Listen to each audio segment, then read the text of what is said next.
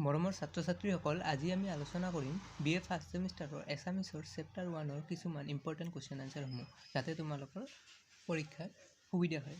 আমাৰ প্ৰথম কুৱেশ্যনটো আছে ভাষা বৃক্ষৰ সাহিত্যৰ সৰ্বভৌমই কি? এইটোৰ এনচাৰ হ'ব ভাষা বৃক্ষৰ সাহিত্যৰ সৰ্বভৌমই হ'ল পুষ্পস্বৰূপ। দ্বিতীয়টো হ'ল অসমীয়া সাংস্কৃতিক জীৱনৰ প্ৰতীক কি? অসমীয়াৰ সাংস্কৃতিক জীৱনৰ প্ৰতীক।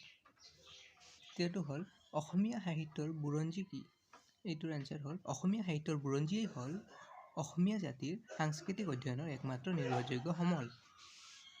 4 নম্বৰ হ'ল সাহিত্য কি? সাহিত্য হ'ল জাতিৰ দাপোনস্বৰূপ। আৰু 5 নম্বৰটো হ'ল সাহিত্যৰ প্ৰধান চালিকা শক্তিটো কি? সাহিত্যৰ প্ৰধান চালিকা শক্তিটো হ'ল যুগৰ প্ৰভাৱ। 6 নম্বৰটো হ'ল ভাষাৰ সাহিত্যত নানা গ্ৰন্থৰ সৃষ্টি কেনেকৈ হয়? এইটোৰ এনচাৰ হ'ল বহু শতাব্দীৰ মাজেৰে বিভিন্ন যুগ ধৰ্মৰ সাঁচ লৈ একোটা ভাষা সাহিত্যত নানা গ্ৰন্থৰ সৃষ্টি হয়। আমাৰ 7 নম্বৰটো হ'ল মহাভাৰত পুৰাণ আদি প্ৰাচীন গ্ৰন্থত প্ৰাগজ্যোতিষ ৰাজ্য কি ভূমিৰূপে পৰিচিত আছিল?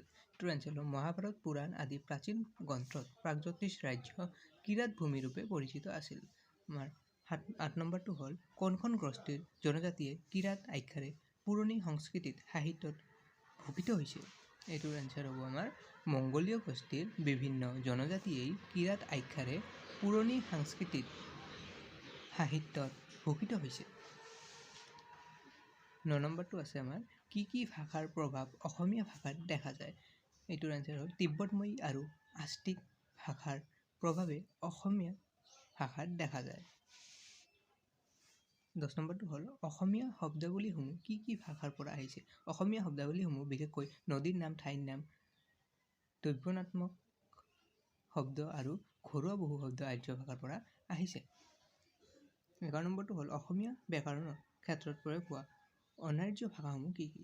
অসমীয়া ব্যাকৰণৰ ক্ষেত্ৰত অনুসৰ্গ, প্ৰত্যয়, উচ্চাৰণ আৰু ধ্বনি বিকাশতো অনাৰ্য ভাষাৰ যথেষ্ট প্ৰভাৱ পৰিলক্ষিত হয়। যদি মোৰ ভিডিঅ'বোৰ চাই ভাল লাগে তেনেহ'লে মোৰ চেনেলটো ছাবস্ক্ৰাইব কৰি কাষত থকা বেল আইকনটো প্ৰেছ কৰি দিবা।